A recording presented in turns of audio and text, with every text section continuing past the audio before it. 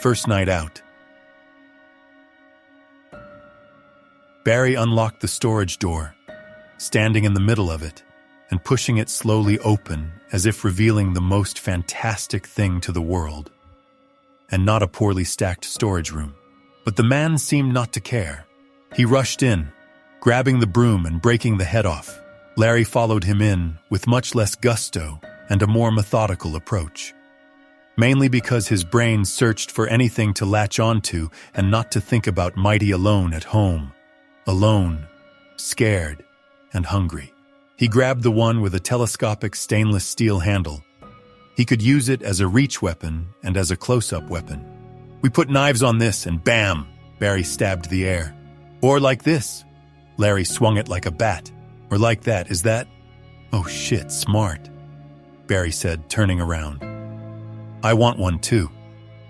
There should be some more, Larry said, searching for the screwdrivers. He found two, as the rest finally joined them, standing uncertainly at the door. They began discussing how to proceed. Everyone wanted to know the plan, and some even had their own ideas as they armed themselves. But in the end, Barry did most of the talking. Larry did most of the nodding, and all seemed to have their eyes glued on him. Why look at me? Larry asked himself, duct taping magazines to his up and lower arms. Do I even have a plan? Larry thought, duct taping a knife to his steel handle. They seemed to think so. They seemed to expect him to have one. Taking his silence as an admission to working something out. His roll ran out. More duct tape, Barry said, throwing a roll at him. There is nothing it can't fix. I'm pretty sure it couldn't fix the zombies outside, Larry muttered. With a little help from us? Of course it can. The man grinned, offering him a hammer. With Barry's nonchalant attitude and shit-talking, Larry could almost forget the undead beasts at their front door. Almost. He took the hammer, offering a fake smile in return. His mind churned as their eyes bore into his skull. What could he come up with? What could they do? Tackle one problem at a time, he told himself. And his mind began troubleshooting, focusing on the biggest problem first. At least 2 zombies in front of their glass door. We need to kill them first, he thought, turning to Barry. He was the only one who didn't freeze when Helen attacked. Well, Larry didn't either, but his body moved before he registered what was happening, so that didn't count. Larry? Anna asked. Still thinking, he muttered, his mind thinking of the safest way to face the things. It would be perfect if they were gagged, bound, and blindfolded. Larry snorted at his dumb brain, and it dawned on him. His intrusive thoughts just offered him a solution. I think we could use one door as a distraction and exit out of the other, and take them from behind. 2 of us against 2 of them, Barry said, nodding. I like the sound of that. Distract them how? Tina asked. No, just knock on it periodically. Nothing too overt. We don't want them to break the glass, Barry cut in. But people turned to him, waiting for him to confirm. Why? Larry asked himself, nodding uncertainly. What about the emergency door? Anna asked. That's where we need Greg and Marty, he said, looking at the older men. What could they do? We will go for the zombies, and you need to check the door. See how they got in and if it can be rebarricaded. I'm coming too, Anna said. Larry wanted to stop her, but he wasn't her boss, and she was the one who helped him up and found the keys. He smiled, keeping quiet, as that hadn't been a question. What if you get stuck outside? Stephen asked. You can hold the door for us, peering out so you can let us in, Larry said. The man didn't seem happy with the suggestion, but he nodded. He was probably glad he didn't have to face the undead outside. What if they broke the door down? Tim asked. Then we are fucked, Barry said. Let's end them.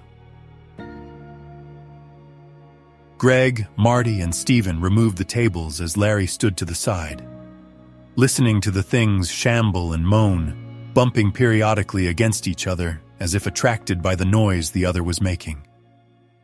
The thought made his skin crawl. Janet looked up, then back at her phone. She was texting Tina and Leah, who were on the knocking duty. A silent knock echoed, sending the two zombies into a little frenzy. The moans turned to growls, the dragging and lethargic steps falling hard on the tiled floor as they rushed over, slamming into the glass, scratching at it. Larry could only hear it on this side and didn't want to envision how it was on the other side. By the faces around him, everyone agreed with his assessment. Well, all but Barry, who puffed on his cigarette, eyes closed as he enjoyed the light nicotine buzz. Anna finally returned, now wearing a long leather coat and a hat. Duct-taped magazines over her pants and under the jacket.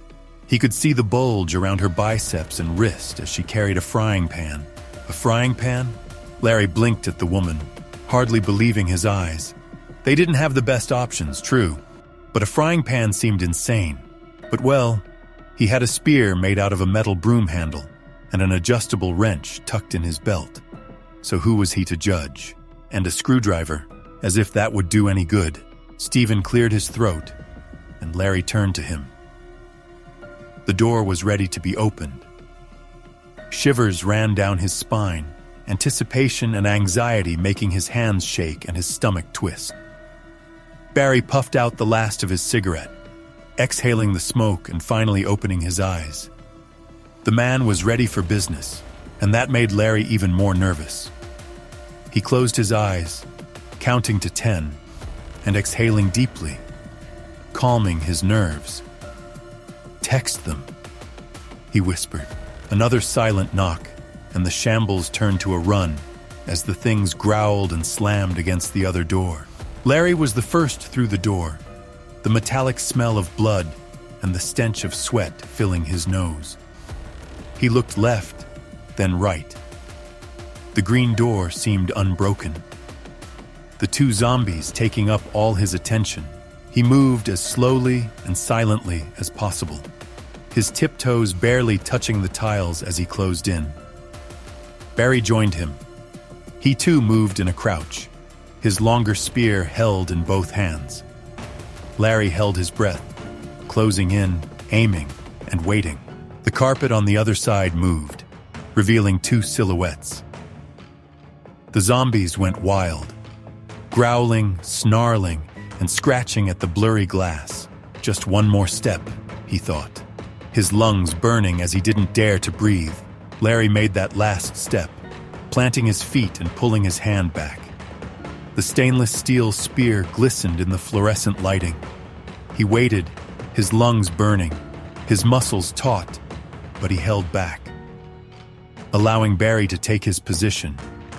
Then they both stabbed. It didn't go as they planned. The timing was off. Larry's knife spear stabbed upwards, entering the skull through the cranial opening, and the thing stiffened, falling forward. Barry's strike went too high into the occipital bone. The knife drew blood but got stuck. The duct tape tore. The long wooden spear continued upwards, past the knife, its momentum pulling Barry forward into the turning zombie. Larry tried helping, pulling on his shorter spear, but it didn't budge. He grabbed for the screwdriver, but he wasn't fast enough. Larry could do nothing but watch as it lunged at Barry, who fumbled with his long wooden staff, trying to hit it, but he had no leverage, no power. But Anna did. The frying pan connected with its head, and something cracked the frying pan. The handle and the pan broke apart as the zombie staggered back, giving Larry enough time to pull the damned screwdriver out and lunge at it as it tried recovering. He swung down with all his might and drove the screwdriver through the zombie's forehead all the way to the handle. Pain blossomed in his fist as it met the thing's head, pushing it down. The dead undead sat on his ass, and Larry tripped over Barry, hitting the wall head first. The world flashed white. Then blackness consumed it as a pulsing, throbbing pain echoed in his mind. Larry felt hands on his back and shook his head. trying to orient himself, or to banish the ringing in his ears. Either worked, though neither worked. "Are you okay?" Anna asked. "My head hurts," he said, finally opening his eyes. Barry stood by his side, grin as wide and bright as the sun. "What? I wonder what you would do for people you like." Fuck off," Larry snarled, and so did the zombie in the elevator. They all turned to the closed door. Now that the hallway zombies were no more, they finally heard it move, groan, and growl as it slammed against the closed elevator door. "That must be how they got here," Greg said, pointing behind him. Larry looked at Marty, who stood by the emergency exit. The big green door was genuinely intact. "A zombie on a lift," Barry said. "Now that's new." "In a lift," Marty said. "How did it get in?" "Probably someone tried to escape them on the upper floors," Larry guessed. "They got in, got down, got attacked, and ran back up." "To our floor?" Anna asked. "What are the odds?" 1 in 17, Larry said. "We need to deal with it. It could hit another button, God forbid, the open door button." "So we click it first," Barry said, walking towards it. "No, stop," Anna said. All eyes turned to her. "Let's be smart about this. What if there are more than one? Let's barricade the door, then open it." "With tables from the inside?" Greg asked. They began discussing it as the thing went wild on the lift door. Larry studied the door, his mind working. Anna was right. They should be smart about it, even if only one was inside. One almost killed them all twice now. But Greg had a point. Bringing the bulky work desk out here wouldn't be practical. But Larry knew what would. He turned back to the unbarricaded door and rushed in past Stephen, Noah, Janet, and others. They all stared at him. He grabbed the metal coat hanger, tossing the jackets as he did. "Larry?" Barry peeked through the door. "What the hell, man?" "This hell," Larry said, pushing past him and others to the lift. "You are both right," he said, pointing at Barry. "Grab the other end. Push it against the wall like so," he said, holding his end against the corner of the elevator door. Barry did the same, the metal bar spanning the length of the elevator door, leaving both men to stare at the wall, but also far away from danger. "Smart," Greg said. "Yeah," Larry said, letting go. "You three get ready to kill how many are inside, and use screwdrivers. They have better leverage." Barry grinned at him. "What?" "I get to push the button," the man said, almost giggling. 3, 2, 1. The lift dinged, and a blonde female zombie rushed straight into the coat hanger. The plan worked perfectly. It slammed into it, and the men held it back. Greg stepped forward, ramming his screwdriver into its head. The blonde zombie crumbled to the ground, a blue screwdriver handle adorning her head. Like a morbid accessory. Good that it was only one, Larry thought, feeling the burn in his arms, legs, and back. If there had been more than two, they would have broken through. Shit, I need to think things better through. Anna grabbed his arm, and he blinked down at her. "How is your head?" "Still spinning," he said. "But I'll live." "You better. We still got a lot of ground to cover," Barry said, offering him a smoke.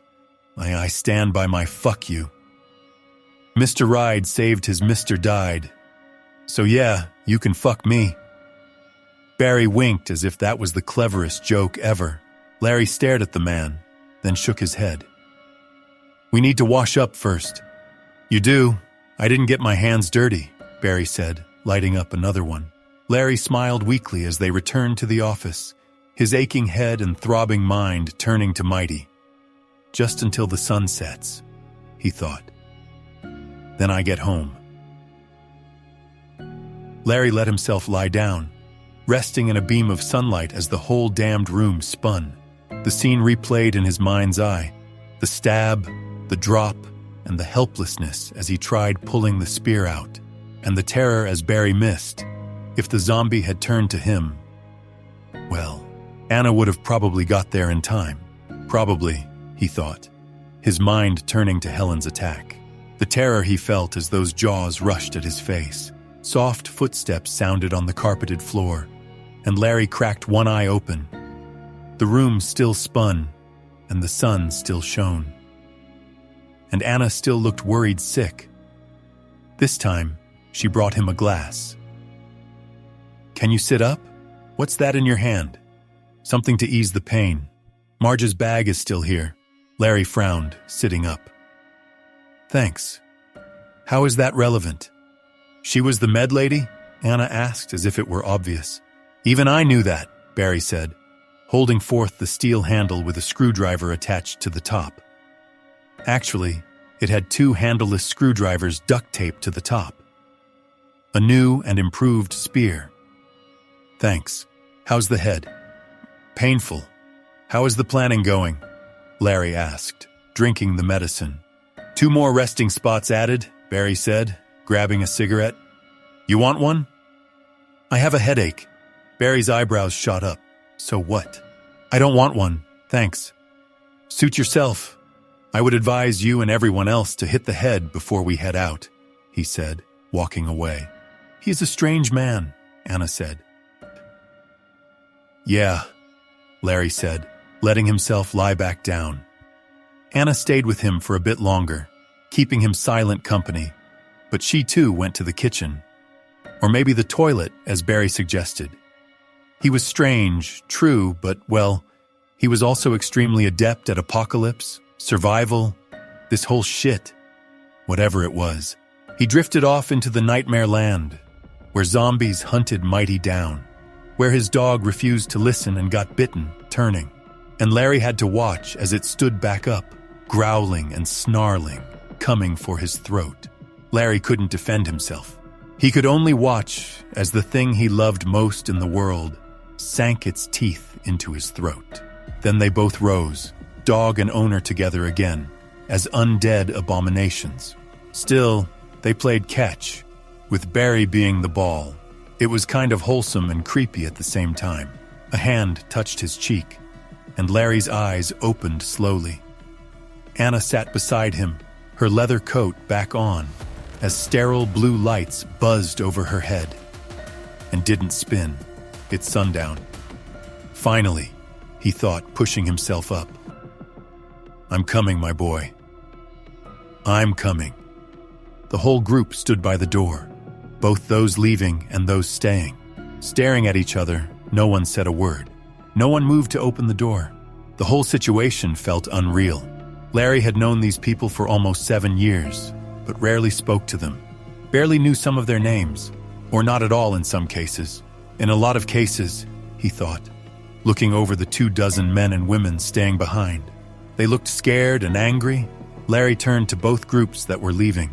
They looked scared and anxious. Well, most did. One man's lips turned upwards as smoke escaped them. Barry looked like he always did. Better even.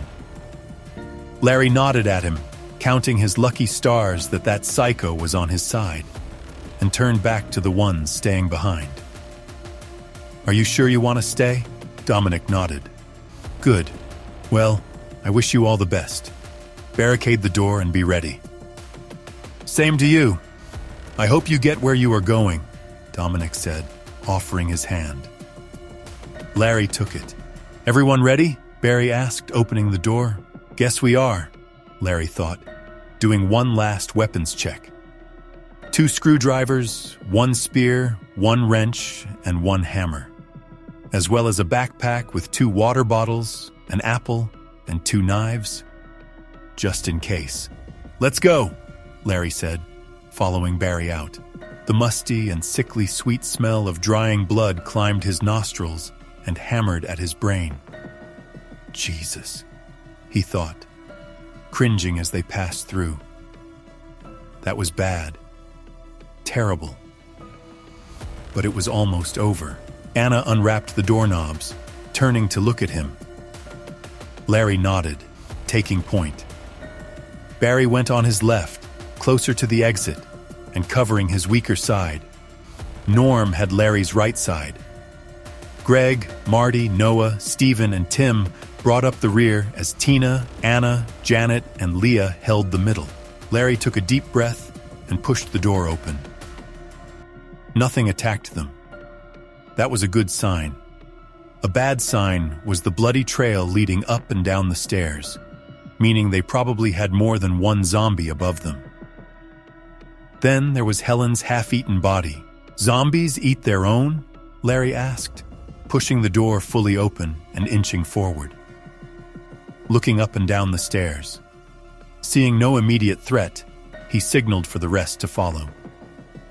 Barry did Barry things, jamming the door open so they could get back swiftly if necessary.